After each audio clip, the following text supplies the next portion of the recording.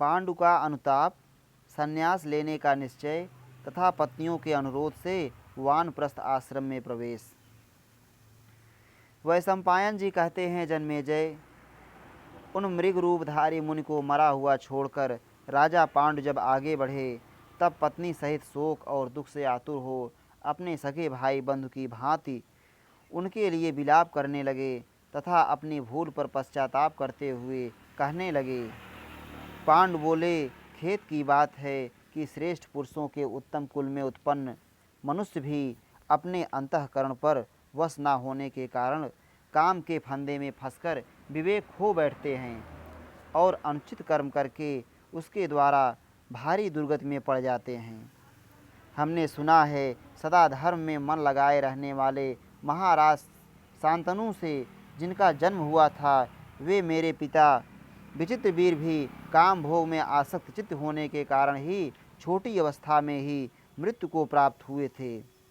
उन्हीं कामासक्त नरेश की पत्नी से वाणी पर संयम रखने वाले ऋषप्रवर साक्षात भगवान श्री कृष्ण द्वैपायन ने मुझे उत्पन्न किया।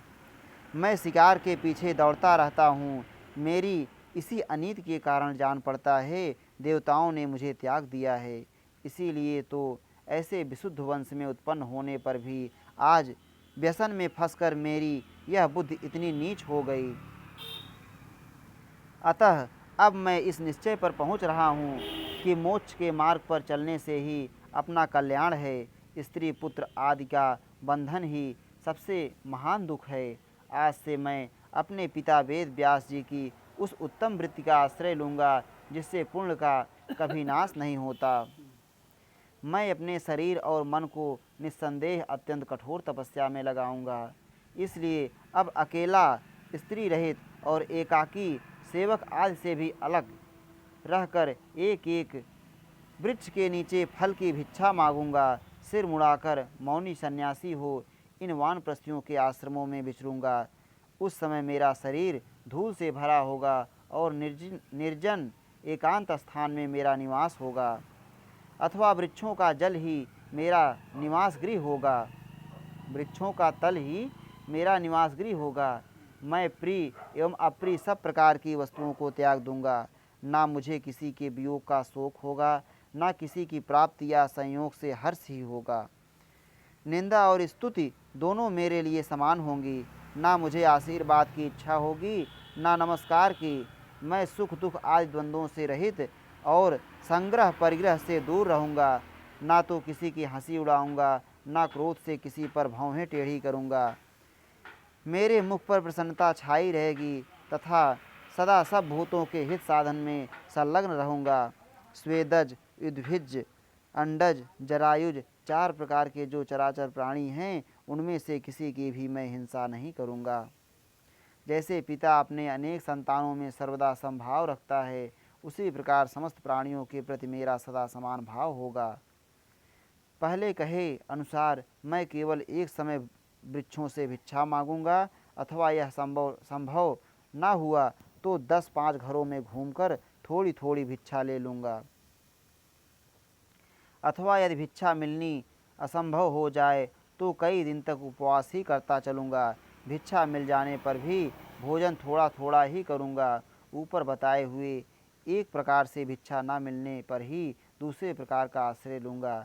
ऐसा तो कभी ना होगा कि लोभवश दूसरे बहुत से घरों में जाकर भिक्षा लूँ। यदि कहीं कुछ ना मिला तो भिक्षा की पूर्ति के लिए 7 घरों पर फेरा लगा लूँगा।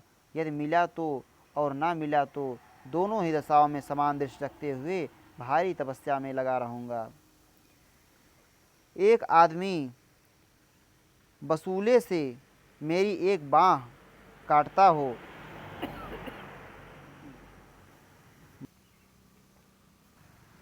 एक आदमी वसूले से मेरी एक बाँह काटता हो, दूसरा मेरी दूसरी बाँह पर चंदन छिड़कता हो, तो उन दोनों में से एक के अकल्याण का और दूसरों के कल्याण का चिंतन नहीं करूँगा।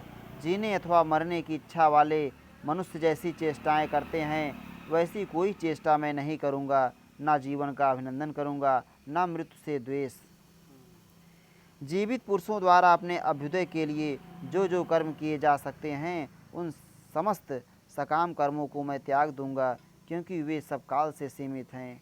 अनित्य फल देने वाली क्रियाओं के लिए जो संपूर्ण इंद्रियों द्वारा चेष्टा की जाती है, उस चेष्टा को भी मैं सर्वथा त्याग दूंगा। धर्म के फल को भी छोड़ दूंगा। अपने अंतःकरण के मल को सर्वथा धोकर शुद्ध हो जाऊंगा। मैं सब पापों से सर्वथा मुक्त हो अविद्या जनित समस्त बंधनों को लांघ जाऊंगा। किसी के वश में न रहकर वायु के समान सर्वत्र विचरूंगा। सदा इस प्रकार की धृति धारणा द्वारा उक्त रूप से व्यवहार करता हुआ भय रहित मोक्ष मार्ग में स्थित होकर इस देह का विसर्जन करूंगा। मैं संतानोत्पादन की शक्ति से रहित हो गया हूँ। मेरा गृहस्थाश्रम संतानोत्पादन आदि धर्म से सर्वथा शून्य है। मेरे लिए अपने वीर क्षय के कारण सर्वथा शोचनीय हो रहा है। अतः इस अत्यंत दीनतापूर्ण मार्ग पर अब मैं नहीं चल सकता। जो सत्कार या तिरस्कार पाकर दीनतापूर्ण दृष्टि से देखता हुआ किसी दूसरे पुरुष के पास जीविका की आशा से जाता है, वह कामात्मा मनुष्य तो कुत्तों के मार्ग पर चलता है। वैशंपायन जी कहते हैं, जन्मेजय, यूँ कहकर राजा पांडु अत्यंत दुख से आतुर हो लंबी सांस खींचते और कुंती माद्री की ओर देखते हुए उन दोनों से इस प्रकार बोले, देवियों, तुम दोनों हस्तिनापुर को लौट जाओ और माता अंबिका अम्बालिका, भाई विदुर, संजय बंधुओं सहित राजा धृतराष्ट्र, दादी सत्यवती, चाचा भीष्म जी, राजपुरोहित गण, कठोर व्रत का पालन तथा सोमपान करने वाले महात्मा ब्राह्मण तथा वृद्ध पूर्वासी जन आदि जो लोग वहाँ हम लोगों के आश्रित होकर निवास करते हैं, उन सबको प्रसन्न करके कहना, राजा पांडु सन्यासी होकर वन में चले गए। वनवास के लिए दृढ़ निश्चय करने वाले पतिदेव का यह वचन सुनकर कुंती और माद्री ने उनके योग्य बात कही। भरत श्रेष्ठ, सन्यास के सिवा और भी तो आश्रम हैं जिनमें आप हम धर्मपत्नियों के साथ रहकर भारी तपस्या कर सकते हैं। आपकी वह तपस्या स्वर्गदायक महान फल की प्राप्ति कराकर इस शरीर से भी मुक्ति दिलाने में समर्थ हो सकती है, इसमें संदेह नहीं। उस तप के प्रभाव से आप ही स्वर्गलोक के स्वामी इंद्र भी हो सकते हैं। हम दोनों काम सुख का परित्याग करके पतिलोक की प्राप्ति का ही परम लक्ष्य लेकर अपनी संपूर्ण इंद्रियों को संयम में रखती हुई भारी तपस्या करेंगी। महाप्राज्ञ नरेश्वर, यदि आप हम दोनों को त्याग देंगे तो आज ही हम अपने प्राणों का परित्याग कर देंगे, इसमें संशय नहीं है। पांडु ने कहा, देवियों, यदि तुम दोनों का यही धर्मयुक्त निश्चय है तो ठीक है, मैं संन्यास न लेकर वानप्रस्थाश्रम में ही रहूँगा तथा आज से अपने पिता वेद व्यास जी की अक्षय फल वाली जीवनचर्या का अनुसरण करूँगा। भोगियों के सुख और आहार का परित्याग करके भारी तपस्या में लग जाऊँगा। वल्कल पहनकर फल मूल का भोजन करते हुए महान वन में विचरूँगा। दोनों समय स्नान, संध्या और अग्निहोत्र करूँगा। चिथड़े, मृग चर्म और जटा धारण करूँगा। बहुत थोड़ा आहार ग्रहण करके शरीर से दुर्बल हो जाऊँगा। सर्दी, गर्मी और आंधी का वेग सहूँगा। भूख प्यास की परवाह नहीं करूँगा तथा दुष्कर तपस्या करके शरीर को सुखा डालूँगा। एकांत में रहकर आत्मचिंतन करूँगा। कच्चे कंदमूल आदि और पके फल आदि से जीवन निर्वाह करूँगा। देवताओं और पितरों को जंगली फल मूल, जल तथा मंत्र पाठ द्वारा तृप्त करूँगा।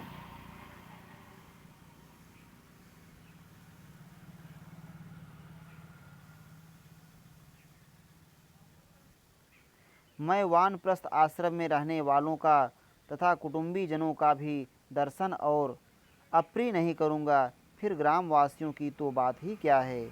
इस प्रकार मैं वानप्रस्थ आश्रम संबंधी शास्त्रों की कठोर से कठोर विधियों के पालन की आकांक्षा करता हुआ तब तक वानप्रस्थ आश्रम में स्थित रहूँगा जब तक कि शरीर का अंत ना हो जाए।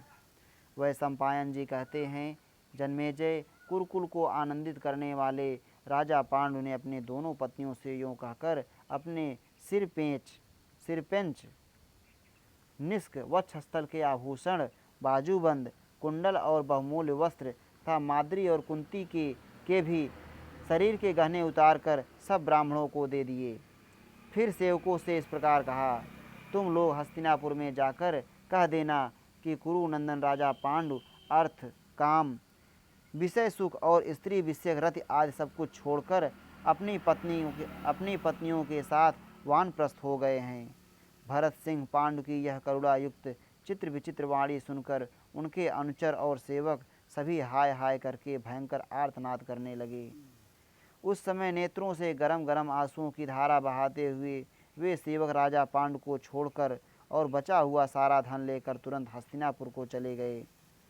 उन्होंने हस्तिनापुर में जाकर महात्मा राजा पांडु का सारा समाचार राजा धृतराष्ट्र से ज्यों का त्यों कह सुनाया और वह नाना प्रकार का धन धृतराष्ट्र को ही सौंप दिया। फिर उन सेवकों से उस महान वन में पांडु के साथ घटी हुई सारी घटनाओं को यथावत सुनकर नरश्रेष्ठ धृतराष्ट्र सदा पांडु की ही चिंता में दुखी रहने लगे। शय्या, आसन और नाना प्रकार के भोगों में कभी उनकी रुचि नहीं होती थी। वे भाई के शोक में मग्न हो सदा उन्हीं की बात सोचते रहते थे। जन्मेजय राजकुमार पांडु फल मूल का आहार करते हुए अपनी दोनों पत्नियों के साथ वहाँ से नागसत नामक पर्वत पर चले गए। तत्पश्चात चैत्र रथ नामक वन में जाकर कालकूट और हिमालय पर्वत को लांघते हुए वे गंधमादन पर चले गए। महाराज, उस समय महाभूत, सिद्ध और महर्षिगण उनकी रक्षा करते थे। वे ऊंची नीची जमीन पर सो लेते थे। इंद्रद्युम्न सरोवर पर पहुंचकर तथा उसके बाद हंसकूट को लांघते हुए वे सतश्रृंग पर्वत पर जा पहुँचे। जन्मेजय, वहाँ वे तपस्वी जीवन बिताते हुए भारी तपस्या में संलग्न हो गए। इस श्री महाभारते आदि पर्वणि संभव पर्वणि पांडुचरिते अष्टादशाधिक शततमो अध्याय। इस प्रकार श्री महाभारत आदि पर्व के अंतर्गत संभव पर्व में पांडुचरित विषयक 118वां अध्याय पूरा हुआ। श्री राधा वल्लभ लाल की जय।